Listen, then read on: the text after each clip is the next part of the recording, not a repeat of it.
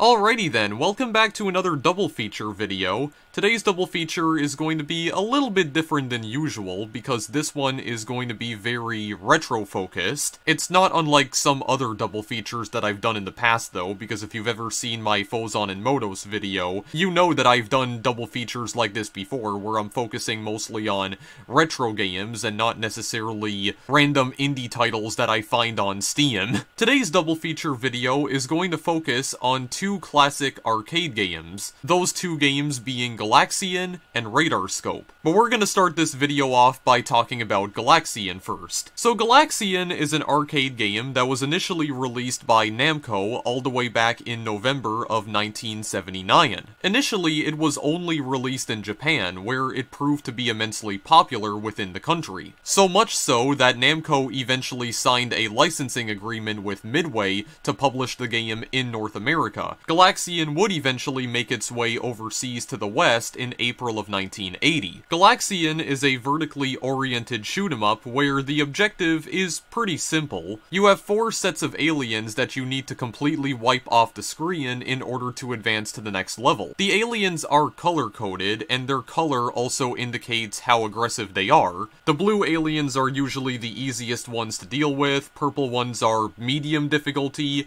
red ones are usually the hardest, and then you also have an additional 4th enemy called a flagship. And that's pretty much the whole game. It doesn't have a proper ending. I think it functions in a similar manner as Pac-Man, where there's technically an infinite number of levels, except when you get to level 256, the counter rolls over and it causes the game to bug out, and then it just rolls back to level 1. The game does get progressively more difficult as it goes on, with enemies moving much more quickly, and also firing more bullets at you within a single attack. The game draws a lot of inspiration from Space Invaders, as it plays very similar to that game, and there was a whole slew of developers around this point in time that were trying to essentially create their own Space Invaders clones. To varying degrees of success, Galaxian was one of the more successful Space Invaders rip-offs, quote-unquote. It introduced some improvements to the Space Invaders formula, however, for instance, the aliens being able to charge at you, which is their secondary method of attack in addition to firing bullets, and there's also no cover for you to hide behind, which makes avoiding the bullets that much more difficult. Although the game was popular in Japan, it didn't make as much of a splash here in North America, but Galaxian would eventually receive a sequel in the form of Galaga, which wound up being way more popular and successful than its predecessor. But I've already done at least one video on Galaga in the past. I've already played Galaga Arrangement, and I realized very recently that I never actually did a video on Galaga's prequel, and I wanted to change that. Galaxian is a game that I have definitely played before. My first exposure to this game, I think, was on Namco Museum for the GameCube, if I remember correctly. That was where I first played this game, and this game was also available on Namco Museum Battle Collection for the PSP. But I'm not actually playing this game within any of those other compilations. I'm actually playing this through MAME. Yeah, this is actually the first time I'm trying to record arcade games through the MAME emulator in particular, so I'm not quite sure how exactly this is gonna go, but if everything ends up looking okay, then I might try to do more videos like this in the future. Although Galaxian was not the first game to utilize RGB color graphics, it did popularize the technology. It was also one of the earliest games to use a scrolling background, and one of the earliest games to feature a short jingle whenever you start a new game. These are all concepts that Galaxian helped popularize due to its immense success. So with all that out of the way, we're gonna get started here, and we're gonna destroy some alien scum. So I have to press the 6 key in order to insert a credit, because all of these freaking emulators need to have the weirdest keyboard control schemes. I don't know why. You get a bonus Galaxip for 7,000 points. The Galaxip is the name of the spaceship that you are piloting in this game. Normally, if you manage to earn 7,000 points, you'll be able to receive an extra life, although this can be configured by messing around with dip switches, which I am going to show later on, because the MAME emulator does have support for that. You can change it so that the 1-up can only be achieved by getting 10,000 points or 20,000, but I'll show that later. Also, another reason why I wanted to play this game today is because of the fact that it's turning 40 years old this year. As a matter of fact, it already turned 40 because its anniversary was in November. So that's partially why I'm playing this today, but also because I did want to do a video on this for quite some time. I mean, I already showed off a variation of Galaga in one of my older videos. I think it's only fair that I showed off its predecessor too. So anyway, let's get started here. So this is player 1. I'm not playing with anyone else here. I'm just going on my own. So if you're playing this on the MAME emulator, you use the control key to fire bullets. And the thing you need to remember about Galaxian is that this game is hard as balls, as were most arcade games back in 1979. So, yeah, this game is not easy. I've actually never managed to get past the 3rd stage in this game, and I'm pretty sure there's like 256 stages in total before the counter rolls back around. So as you can see, a lot of these aliens will try to dive bomb you. They'll try to charge directly at your spaceship, and they can speed up very quickly when they're trying to target you directly. So you really have to try and avoid them at all costs. Their movements is also very erratic and unpredictable. They're constantly firing bullets towards you, and you have to just simply avoid them because your ship can go down in one hit. To be honest, I don't really like Galaxian as much as its sequel Galaga, because for one thing, there's no ships in this game, or like no enemy types that can actually capture your ship, because one of the things that I like about Galaga is that you have a very specific ship type. I don't remember what it's called, but there's a ship type in Galaga that can capture your own ship. But the thing that's really cool is that you can get that ship back, and you can basically upgrade the ship that you are currently controlling. You can fire up to 2 bullets at a time. And in later Galaga games, you could have your ship get captured by a different type of capture ship in order to acquire different sorts of upgrades for your ship, like the ones you saw in Galaga Arrangement, for instance. Unfortunately, those types of enemies do not exist in Galaxian. You would think that maybe the flagships here would possess some sort of upgrade for you, but they don't. So, unfortunately, there's not really that much in the way of upgrades, or like upgrading your ship at all. You're kinda just stuck with this plain old Galaxip right here.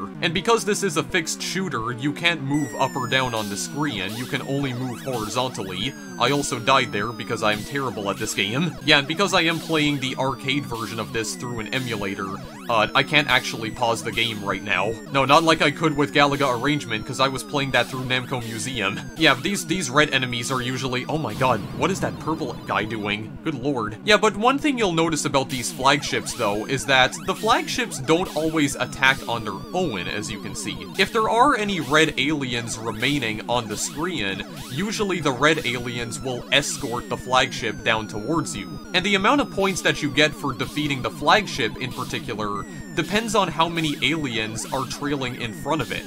If there's one alien trailing in front of it, and you manage to destroy the flagship with the red alien still alive, you'll receive 200 points. If you manage to destroy that red alien and then destroy the flagship, I think you get 300 points. If there's 2 aliens trailing behind it, and you destroy both aliens and the flagship, you get 800 points. And if the flagship is just trying to attack you all on its lonesome after you've killed all the red aliens, it gets you 150 points. And if you destroy the flagship when it's stationary, it only gives you 60 points. And this also holds true with the normal enemy types as well, because usually the different types of aliens in this game will award you a certain number of points depending on their color. Blue aliens will get you 30 points, purple will give you 40, and red will give you 50. However, when they're charging towards you, and you manage to kill them while they're charging towards you, the amount of points that they give you is doubled. So a charging blue alien will give you 60 points, a charging purple alien 80 points, and a charging red alien 100 points. And of course the flagship will give you a different number of points depending on the situation. It depends on how many red aliens are, following ahead of it. Wait, following ahead of it? No, I mean, like, basically, how many red aliens are trying to protect the flagship from your bullets? You know, the red aliens are acting as the flagship's personal bodyguards. And depending on how many aliens are protecting it, then you'll get either more points or less points for killing the flagship. Also, Namco has actually featured the flagship in more games than just Galaxian. The Galaxian flagship is also featured prominently in one of Namco's Pac-Man games, specifically Pac-Man World 2. Because I remember in Pac-Man World 2, there was a feature in that game called Galaxian Mazes, where you had to find various Galaxian flagships scattered in different levels in the game, game in order to access a bonus maze level that you needed to complete in order to 100% the game. And those bonus mazes were designed after the mazes from the original Pac-Man. What was kind of weird though is that Galaxian was not actually playable in Pac-Man World 2, I don't think.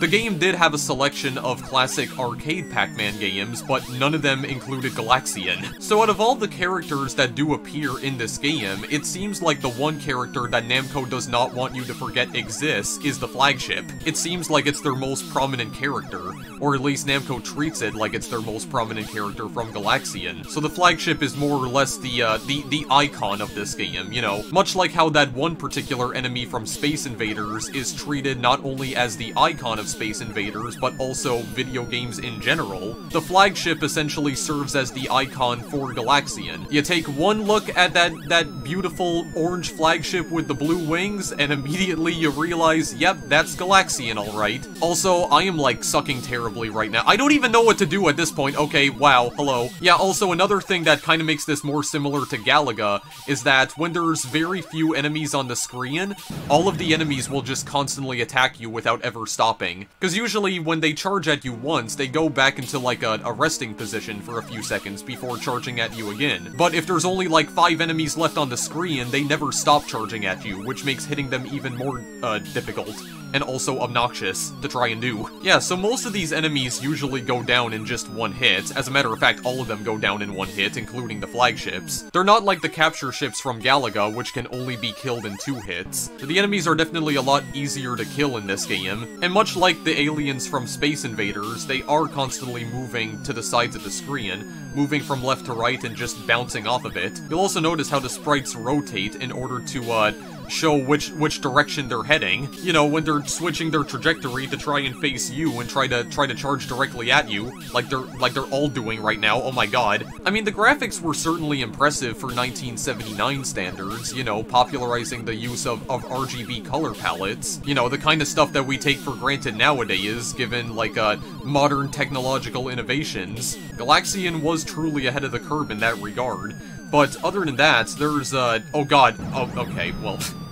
See, another thing that I also don't like is that, your Galaxip here cannot move very quickly. It can only move from left to right in a very slow manner, and it's, yeah, I don't really like it as much.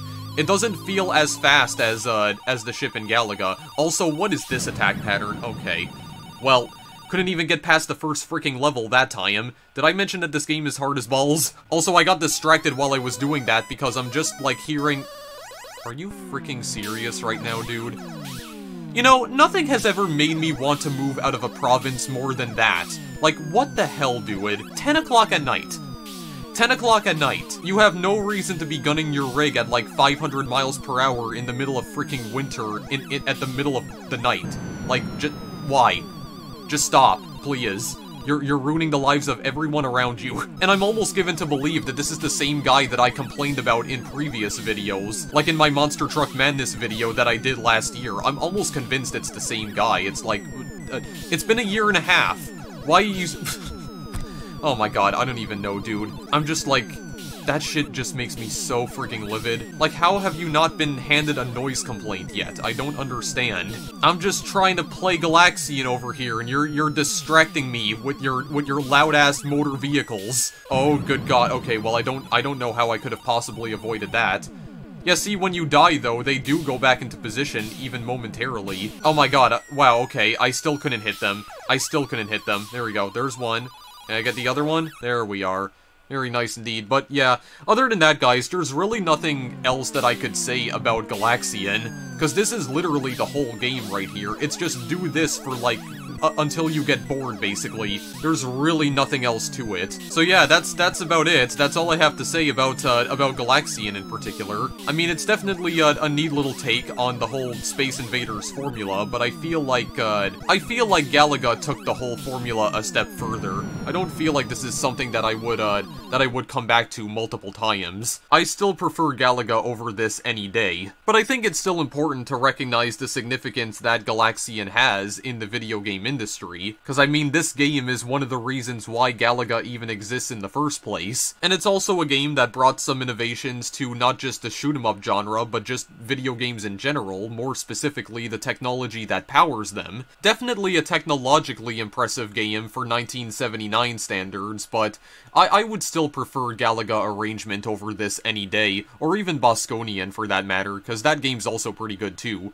I still stand by the statement that Bosconian is one of the most underrated arcade titles in history, criminally underrated. But it's always nice to look back on games like this and see just how far the shoot-'em-up genre has come within the past 40 years. Now very quickly, because I promised I would show this off before moving on to the next game, I do want to show you the dip switches for Galaxian in particular. So it is possible to change the cabinet display from upright to cocktail, which does not actually appear to do anything. However, you can also enable service mode, which causes the game to reset temporarily, and then it brings up this screen right here, 1 coin, 1 credit, bonus 7,000 in Galaxip 3. So this is where you can then mess with the dip switches in order to change the information on screen. So for instance, you can change the coinage right here. If you want the cabinet to function in a way so that inserting 1 coin gives you 1 credit, you can do that, but you can also change it so that you have to insert 2 coins in order to count as 1 credit, or the other way around, inserting 1 coin will give you 2 credits, or you just have free play, which means you don't need to insert credits in order to play the game. And then you can also change the amount of points you have to accumulate in order to receive an extra life. You can change it in between 7,000, 10,000, 12,000, and 20,000. I actually forgot that there was also a 12,000 option here. And then you can switch the amount of lives from 2 to 3. I have no idea what this unused option does. Again, it doesn't really appear like it does anything, but we can then shut service mode off in order to load the actual game, and I don't believe this changes anything aside from the fact that you no longer need credits in order to play the game, but I don't believe this gives you like infinite lives or anything, or infinite continues, I should say. Yeah, I just tested it out off screen actually, and no, it doesn't allow you to continue on. It does reset the game, it's just that you don't have to insert credits anymore. So yeah, that's pretty much all I gotta say about Galaxian here, guys. So, with that being said, how's about we move on from a Space Invaders clone to actually another Space Invaders clone? Indeed, let's move on to Radar Scope now, shall we? Right, so this game is called Radar Scope. So this is another Space Invaders style arcade game that was released in December of 1980. This game doesn't just play a lot like Space Invaders though, it also shares some similarities to Galaxian, which is also another reason why I chose this game specifically to show off in this double feature, due to the similarities that it has not only with Space Invaders, but also the game that I just showed off to you guys. So even though this game is relatively obscure, it was made by a pretty well-known video game company that you might have heard of just in passing. So this game was actually made by Nintendo! Yes, it even says on the title screen right here. This game was created by Nintendo back in 1980. That's not the only reason why this game is notable, however. Radar Scope was also one of the first games that Shigeru Miyamoto ever worked on. I don't believe he was the lead designer of this game, however. I know that Miyamoto had designed some of the art assets for this game, although it's not known which art assets for Radar Scope he actually designed. It is definitely known that Miyamoto had some sort of involvement in Radar Scope's development, but his role in the game's development is unclear. And I don't think Miyamoto has ever commented on it publicly, but I could be wrong about that. Radar Scope is also notable for featuring music composed by Hirokazu Tanaka. You know, the guy who composed the music for the original Metroid on the NES? Yeah, he also composed Radar Scope's music, if you could even call it music. Now, Radar Scope is another fixed shooter, much like Galaxian. You can only move horizontally, you can't move freely around the screen.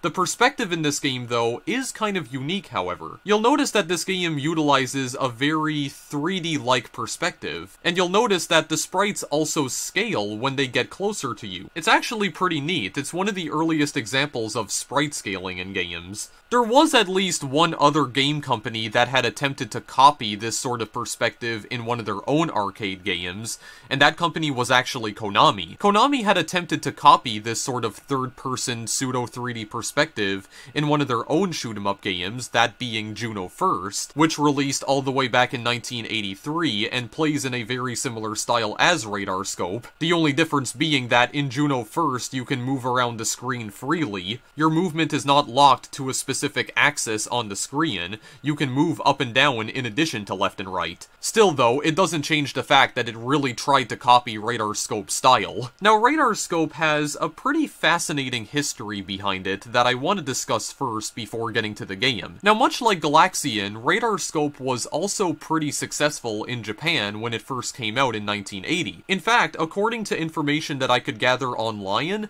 the game was apparently about as popular as Pac-Man in Japan. At least temporarily. It is worth noting that Pac-Man was nowhere near as successful in Japan as it was in North America. Now around the same time that Radar Scope had released, Minoru Arakawa had recently co-founded Nintendo's American division in New York City. Reacting to Radar Scope's immense success in Japan, Arakawa decided to order 3,000 Radar Scope cabinets from Nintendo's Japanese headquarters. The cabinets were not initially shipped to Nintendo of America, however. They were initially shipped to Seattle for the purpose of giving the cabinets trial runs in various test markets in the Seattle area. The cabinets would then be shipped to Nintendo of America's headquarters in New York City in order to prepare them for a much wider release in North America. Unfortunately, Radar Scope did not resonate as well with American gamers as it did Japanese gamers. The game wound up being a commercial failure in the States, with only about 1,000 of the cabinets that Arakawa ordered actually being sold. The remaining 2,000 cabinets were left unsold and locked away in a warehouse never to see the light of day. The immense failure of Radar Scope stateside also nearly bankrupted Nintendo of America. Because of how expensive the order that Arakawa placed on the cabinets was, the company's whole budget had basically been wasted, which resulted in a serious financial emergency that needed to be rectified immediately, otherwise Nintendo of America would have to shut its doors for good. So Arakawa attempted to negotiate with Hiroshi Yamauchi, who at the time was Nintendo's chief executive officer. He tried to arrange a deal with Yamauchi where they would round up various Nintendo employees and try to brainstorm ideas for a brand new arcade game that would hopefully alleviate the financial difficulties that Nintendo of America suddenly found themselves in. This negotiation resulted in Shigeru Miyamoto, who had previously worked on Radar Scope, to serve as the lead designer alongside Gunpei Yokoi on a brand new arcade game that would ultimately become one of the highest grossing arcade games of all time,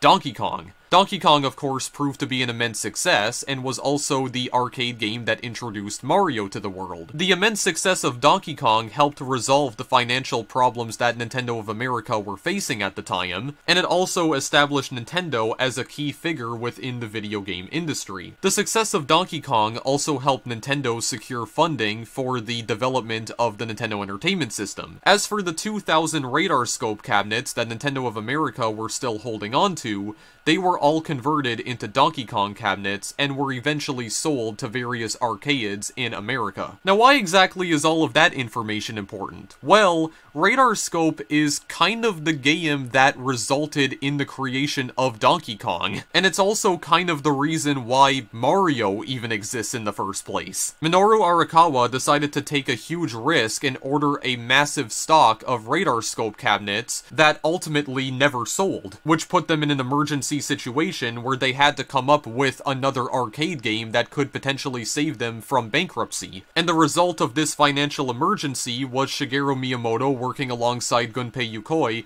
to bring us Donkey Kong, which became a massive overnight success, and I guess you could even say put Nintendo on the radar for a lot of people. Oh god. I mean, there's no mistake about it, I'm basically Chugga Conroy at this point. So if you were always wondering why Donkey Kong even exists at all to begin with, well, this game is kind of the reason why. As a matter of fact, Donkey Kong actually runs on the same hardware that Radar Scope does, which is one of the reasons why they were able to convert Radar Scope cabinets into Donkey Kong cabinets to begin with. Both games are built built on the exact same type of hardware. I do think it's a little bit disappointing how Radar Scope is not talked about as much as other Nintendo properties, because I feel like in some ways, Radar Scope is one of the most important video games of all time. The colossal failure of Radar Scope in America eventually led to the creation of Donkey Kong, basically as an attempt by Nintendo of Japan to try and financially bail out Nintendo of America and save them from going under, essentially. If it wasn't for the massive dumpster fire that was Radar Scope's American launch,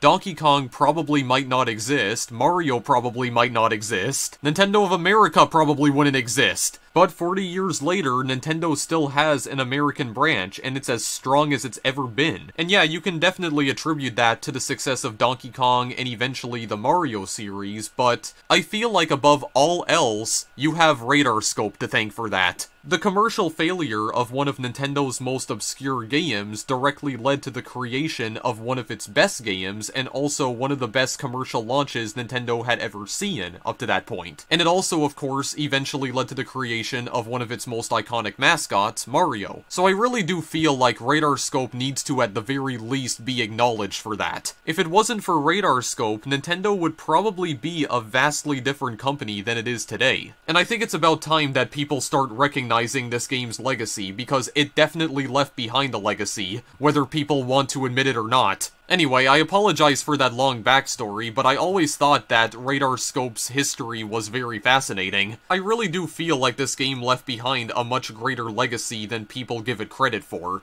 and I think that's kind of a shame. Anyway, how's about we actually play the game now, so we are gonna add a credit into here. Captain, your duties are to shoot 48 UFOs. Good luck.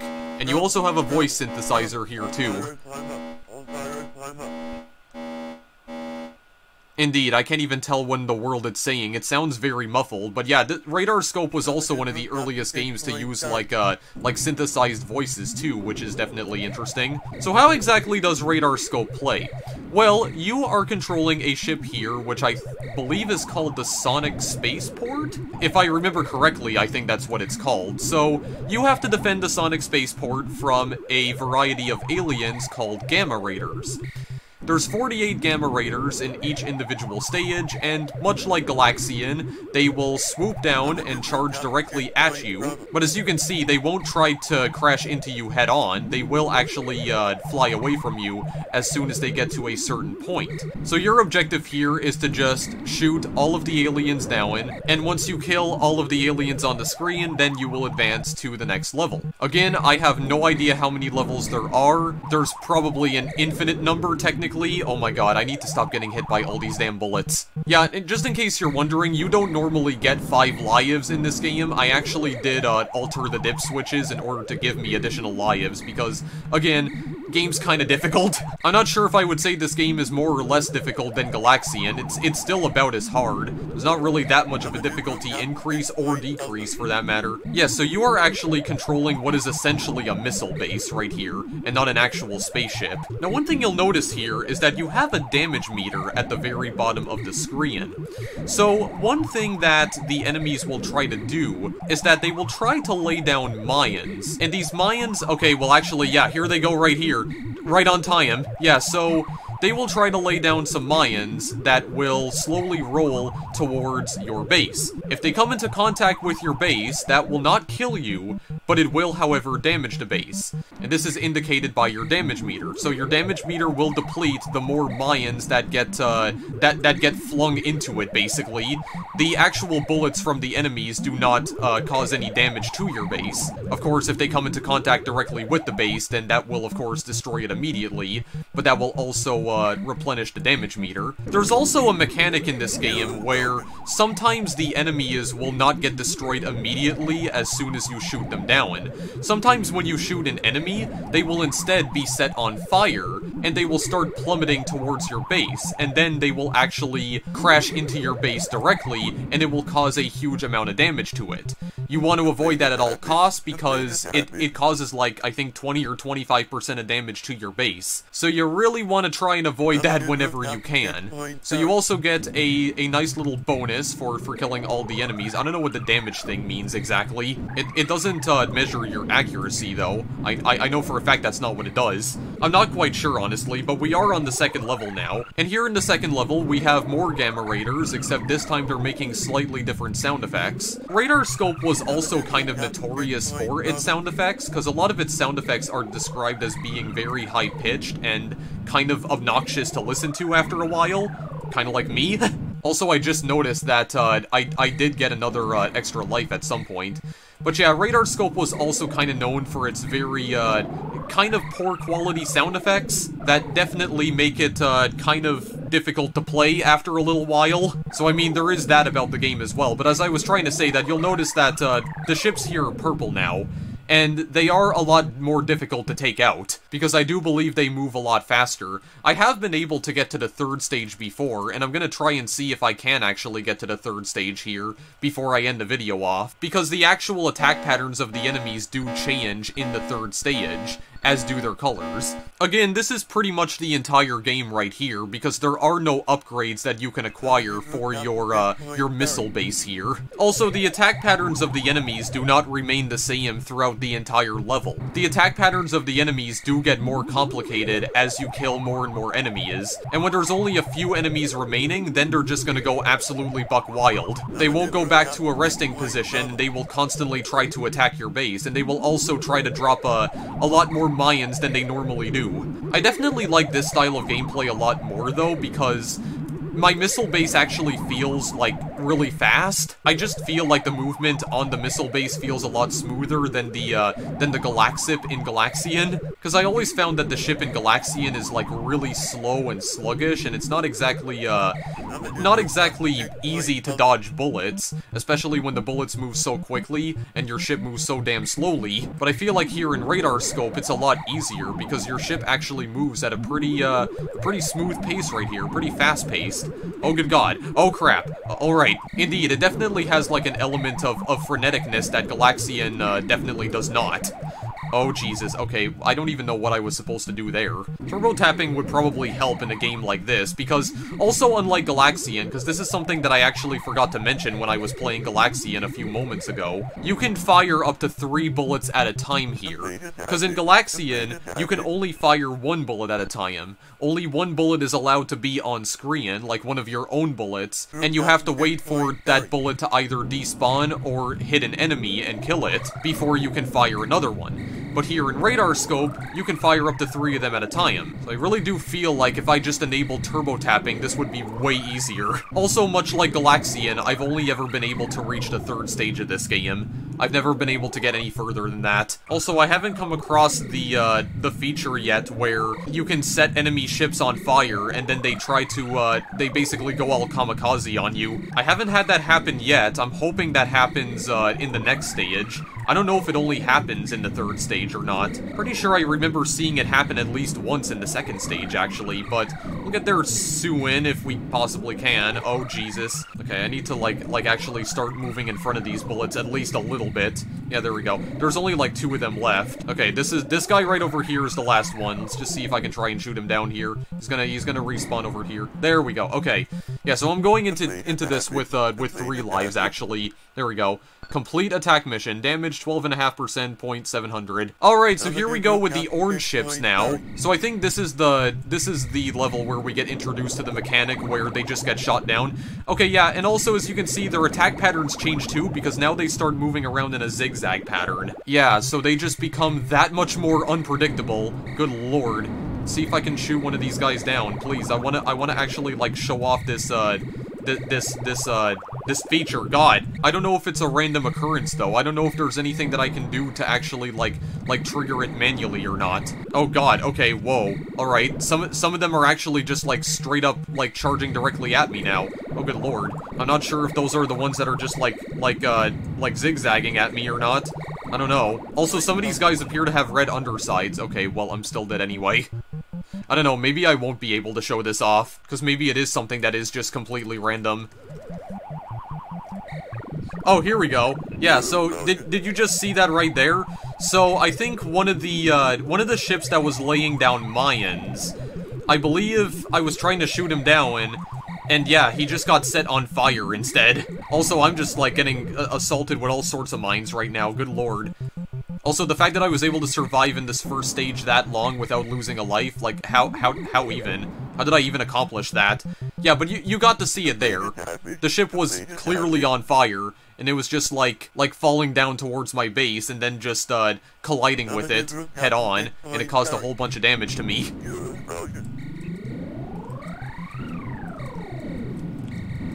Okay, I don't even know how, but I'll take it. Okay, not sure how I avoided, like, any of those bullets, but alright, I'll take it. Fine, whatever. I don't even care at this point. Okay, well, I have 5 lives in total, so maybe let's try and see if I can actually get past the 3rd stage here, possibly. I don't know. We'll see. Oh, good god. Oh, lord. I don't like the ones who move around in zigzag fashions. I don't like ziggy-zagginess. I'm not the biggest fan of ziggy-zagginess. Oh, Lord have mercy. What do I even shoot at? I'm not even sure what to shoot at right now. Okay. Oh, God. Okay, I'm just gonna avoid it. I'm just gonna avoid it. There we go. Don't want to take any chances with that. I think the mines only do, like 1 bar damage. Okay, here he comes. Here he comes! There, I just shot him down. Okay, well, they just shot me down, too. I mean, I think I will, at the very least, be able to beat my high score. Maybe I could at least try to do that. Yeah, see, this guy doing the zigzag motion right here, they're the hardest to take out. They're also the ones that are dropping the mines down, too. Oh, lord. Oh, lord. Okay, I took him down. Damn it. Well, either way, I beat my high score. I don't know how many points you need to get in order to achieve another 1-up.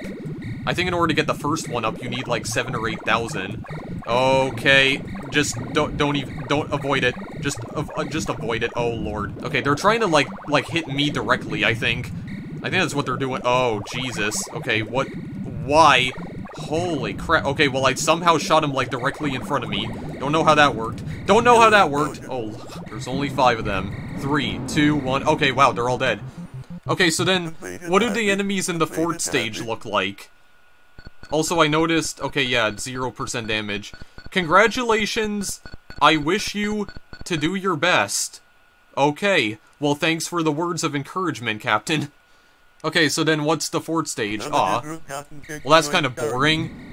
The enemies are just red again. Okay, but now they're all in zigzag motions. Okay, they're doing all the zigzagginess again. Oh, good lord. I don't like it. I already don't like it. I was hoping that they would change another color. I was thinking maybe they would be a shade of green this time. Also, for the record, I don't believe the background is actually supposed to be colored like this. I think there's supposed to be an area right here in the center that's supposed to be just completely black.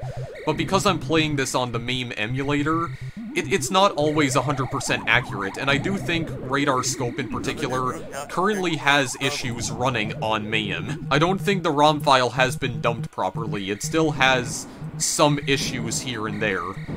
And one glaringly obvious issue is the fact that the grid always bugs out whenever you die. I'm very certain it's not supposed to do that. So there is that. Oh god, okay, well, you're dead anyway. You're dead. Okay, fine. Yeah, we're getting to the point now where they are just starting to dog... Okay.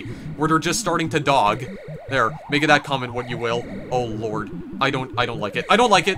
Oh wow. Yeah, okay, so this is just...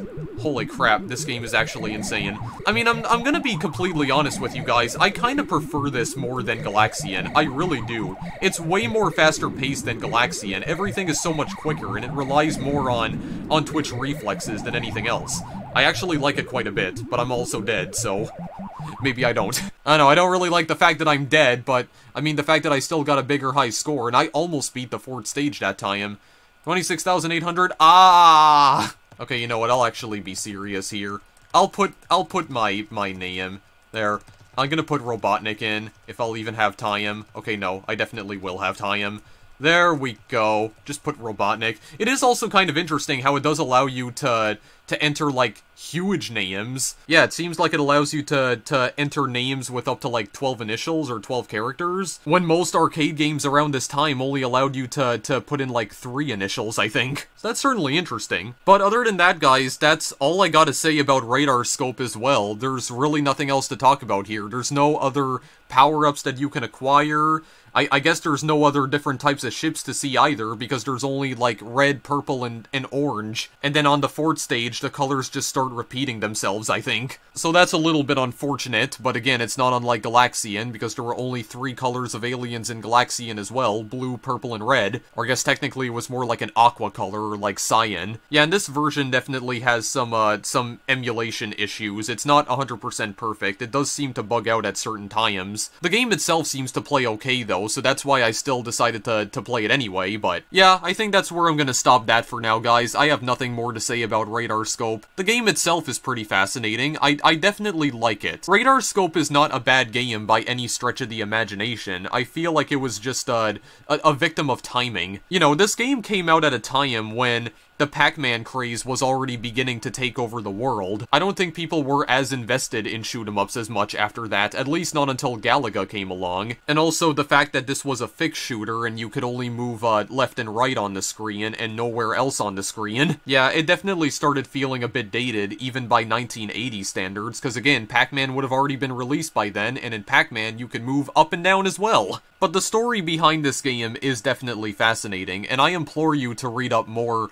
on Radar Scope, or at least any of the information that is currently available on Radar Scope online. One article that I would definitely recommend reading is the article that US Gamer published back in 2014 about the financial disaster that Namco of America found themselves in due to the commercial failure of this game. In fact, I'll probably link that article in the description. So all in all, I feel like the 2 games that we showed off today, they're important to the industry for 2 different reasons. Galaxian is important to the industry because it popularized the use of colorized graphics. Not only that, but it also popularized the use of scrolling backgrounds and short jingles. And I feel like Radar Scope is just as important to the industry as well, because if it weren't for the colossal failure of this game in the West, we probably wouldn't have Donkey Kong or Mario. Not only that, but Nintendo probably wouldn't have an American division anymore. Of course, I don't think it's fair to attribute Nintendo of America's massive comeback in the early 80s to the failure of Radar Scope, because that wouldn't really make a whole lot of sense. Donkey Kong was definitely more responsible for that than Radar Scope was, but Radar Scope's failure prompted the creation of Donkey Kong in the first place. So I still feel like Nintendo would have been a vastly different company had it not been for the fact that Minoru Arakawa took a massive gamble on this game, lost almost everything he had, and then practically begged the CEO of Nintendo at the time to come up with another game to try and save his company. And of course, those negotiations later led to Shigeru Miyamoto and Gunpei Yokoi working together to create Donkey Kong, so I feel like Radar Scope should at least be given some merit for that. Not only that, but this game also has Hirokazu Tanaka's name on it, the composer for Metroid, Kid Icarus, and I believe he also contributed some music to Earthbound as well. I mean, the fact that Tanaka's name is on this game too, that's just notable in and of itself. And the game itself is not that bad either. In fact, I actually prefer its more Twitch-style gameplay over Galaxian, because I feel like the ship in Galaxian is just way too sluggish for my liking. I actually like this game quite a bit. It's not a bad game by any stretch of the imagination. Very quickly, I'll also show off the dip switches here. So you can change the lives from 3 to 6. It also shows you like a visualization of the dip switches here as well. So as you can see, the squares move into different positions whenever I'm messing with the dip switches, or whenever I'm messing with the settings on this screen right here. So bonus life is usually at 7,000, but this can be changed to 10,000, 15,000, or 20,000. Coinage, you can have up to 5 coins. Yeah, you need to insert 5 coins in order to gain just 1 credit. Or alternatively, you can just insert 1 coin and it'll award you 4 credits. Change the cabinet from upright to cocktail, which again does not seem to do jack crap. There's no service mode on this one here though, you'll notice. And there's also no unused option either, which I still don't know what that even does in Galaxian. What is this machine information right here? Okay, yeah, so you can also see other types of information for the actual hardware that this game runs on. Yeah, you'll also notice the driver actually says dkong.cpp, so again, Donkey Kong runs on the same hardware as this game, so that definitely makes sense. Anyway, I think that is where I'm gonna leave the video here, because I've got nothing more to say regarding either of these games. Galaxian and Radar Scope are two very important games to this industry, but for two completely different reasons. One game brought actual innovations to video games as a whole, while the other game nearly brought financial ruin to one of the biggest video game companies in the entire world, which inadvertently led to the creation of one of the most successful arcade games of all time, restoring Nintendo of America to its rightful glory, and turning them into the household brand that we all know and love today. And for that, I personally feel like these two games deserve to be honored as two of the most important video games of all time. Anyway, if you want to know where to play these games on more modern platforms, well, with Radar Scope, there's not really any way to play this game aside from playing it on Mayhem, and I'm not about to tell you where you can go find a ROM file of this game. You'll have to do that on your own. As for Galaxian, though, it is available on various Namco Museum compilations. Namco Museum for GameCube, Xbox, and PlayStation 2, Namco Museum Battle Collection for PSP, and I'm not really sure which other platforms Galaxian is available on. Those are the only ones that come to mind. But again, alternatively, you could play it on Mayhem, if you're trying to find a way to play it on PC. But again, try to find that on your own, because I'm not going to tell you where I found the ROMs for these two games. Now, this is normally where I would end the video, but there's a couple of things that I would like to talk about before I leave today. They're not related to the two games that we just played, so if you want to just stop watching this video now, you absolutely can, because the things that I'm going to talk about for the next 5 minutes or so do not pertain to any of the games we just played whatsoever, so if you want to just stop watching the video or skip to the end slate just to view the end cards or whatever, you can skip to this timestamp right here in order to go watch the end slate. But there's a couple of important updates that I would like to make before I leave today, so let's get them out of the way quickly. So as you guys probably already know, the holidays are fast approaching, and this is usually the time of the year where I like to just take a break from making videos for a while so that I could spend the holidays with my family, which is exactly what I'm going to be doing again this year. I have decided that this is probably going to be the last normal gameplay video that I upload for 2019. I'm probably not going to be uploading any more videos for the remainder of the year after this, aside from one additional video that I've had the idea of doing for quite some time now, actually. I'll probably be uploading that video before Christmas. It's a special video that I had been planning for quite some time now. It's not Christmas related, but it is related to something that I'm pretty sure I discussed in one of my older update videos from a couple of years back. It's an idea that I've been holding on to for a while now, and I want to finally put it into action. So that video will probably be going live maybe a few days after this video. It will definitely be going live before Christmas. I don't want to say what it is just yet, even though I have actually mentioned what exactly it is in older update videos. However, you'd have to go and seek out those update videos and watch them in order to figure out what exactly I'm talking about right now. I don't really want to give too many details away. I want to just, like, you know, work on the video and then upload it whenever it's ready without actually giving away what the video is in question. So you'll be seeing that within the next few days. But other than that, this is pretty much going to be the last normal gameplay video that I'm going to be uploading this year. And I feel like I had a lot of fun with the games that I covered on the channel this year. I do personally feel like 2019 was not as much of a dumpster fire as 2018 was. I mean, I at least tried to stick to the promise that I made in one of my update videos from last year, where I would try to, at the very least, upload a new video once a week. There were some parts of 2019, though, where I ended up breaking this promise. Like, for instance, there was one point in August where I took an entire 2-week break from uploading videos. But I feel like towards the end of the year, I was starting to stick to that promise a little bit better. My December output so far has definitely been a lot more active than previous months, that's for sure. But overall, I still had a really fun time this year. We got to play a lot of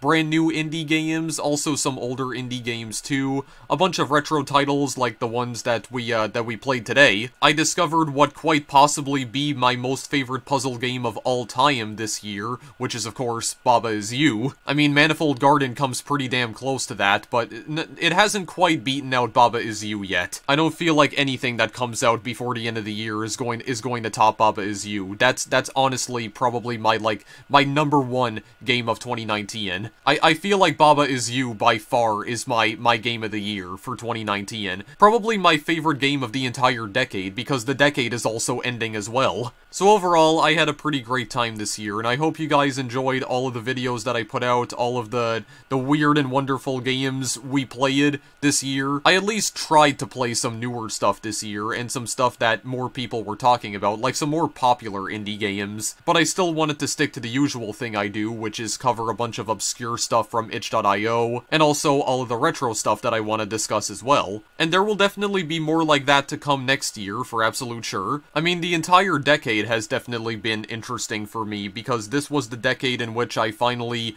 graduated from high school, also the decade where I finally created this YouTube channel and currently amassed about 2,200 subscribers and uploaded almost 2,600 videos, good god. I'm not really sure if I'm gonna continue to be uploading videos within the next 10 years. I don't feel like I'm gonna be making videos for that much longer, but I mean, you know, whenever I have the time to actually record videos, I'll still do them, because I don't feel like I'm ever gonna get tired of this hobby. I've definitely had a lot of fun doing these videos this past decade, and I really want to try and spend the next decade just improving the quality of the videos even more, improving my commentary a bit more, maybe also, like, putting more effort into my thumbnails finally. I just want to keep trying to improve all the time, and starting next decade, we are definitely going to at least try and do more of that. I still have a ton of games in my backlog that I really like to show off to you guys. I honestly feel at this point that I'm probably never gonna run out of actual games to play, especially since the Steam Winter Sale is in full swing now, so I'm probably gonna be purchasing a whole variety of crap for the next year. So yeah, I don't really have any massive end-of-the-year updates this time around, just that I'm gonna be taking a break for the holidays. We will return sometime in January of 2020 for absolute sure, and we're just gonna keep seeing where the channel goes from there. I definitely feel like one of the things that helped me reacquire my motivation to make videos is just completely abolishing the whole one video a day schedule, because it was starting to get to a point where it was beginning to burn me out. So I feel like I did myself a great service in just, you know, taking my time with these videos and not trying to, like, get a new video out every single day, just trying to take my time with them to try and make them the best that they can possibly be. And still not perfect, I will fully admit that. There's definitely room for improvement, but I feel like doing videos just once or twice a week now has allowed me to really focus on making these videos as good as they possibly can be, or at least trying to work on my commentary, and also just recording videos whenever I feel like recording videos, you know, whenever I have the mental capacity to do so, because I'm not going to force myself to make a video when I'm feeling either too tired or I'm just not in a good mood, because if I'm trying to force myself to record videos when I'm in a crappy mood, then the entire video is going to suffer. If I'm clearly not enjoying myself, then obviously you guys are not going to enjoy yourselves either. So I really feel like I am past the days now where I would just force myself to record videos for the sole purpose of trying to get a video out every single day. Yeah, I'm over that now. Just trying to take a step back and just take my time with these damn videos, because I really don't want to burn myself out again like I did last year. So all in all, I still feel like this year went by pretty smoothly, and this entire decade has definitely been an interesting journey for me in terms of how I make videos and also how much my commentary has improved over time. Definitely feel a lot more confident in speaking my mind now than I was when I started doing this all the way back in 2011. If there is at least one thing I feel I have definitely improved on, it would probably be that. I think one thing I've definitely improved on this past decade is that I'm not afraid to just talk anymore. I'm not afraid to just speak my mind and tell people how I really feel, because that was something I used to struggle with when I initially started doing videos, and you can very easily see that in the commentary of a lot of my videos from 2012 to 2015. So I'm just trying to get better at that, just trying to be a lot more open about how I feel. I feel like doing all of these Let's Play videos for the past decade now definitely helped me build up my confidence, because now I feel like I can actually articulate my thoughts in a coherent manner now. Whereas before, I was always very afraid to explain how I felt about certain topics. I feel like I have improved a ton in that regard this decade, and I feel like things can only get better from here on out. So for those of you who have stuck around with the channel for the past 8 years, I just want to say thank you guys. Thank you guys for all your support over the past 8 years, helping me achieve certain milestones that I never thought I would achieve on any of my YouTube channels, getting over 2,000 subscribers, over 1.5 million video views. Well, I don't think we're quite there just yet, but we've definitely surpassed 1 million views for sure. I think we actually did that sometime in 2015. So I'm just gonna try and get better at everything. Try and get better at editing videos, trying to get better at doing commentary, and just trying to take my content to the next level. So with that being said, I'm pretty much done for the remainder of the year. There will probably be one last video that goes live before the end of the year though, and it's a special video that I've had the idea to do for like the past 8 years now actually. So that'll probably be going live within the next few days, but then after that we're probably going to be done for the holidays, and also for the remainder of the year and subsequently the decade. So with that being said, thank you guys as always for watching, and I will see you in the next video I make. Happy holidays, and Happy New Year.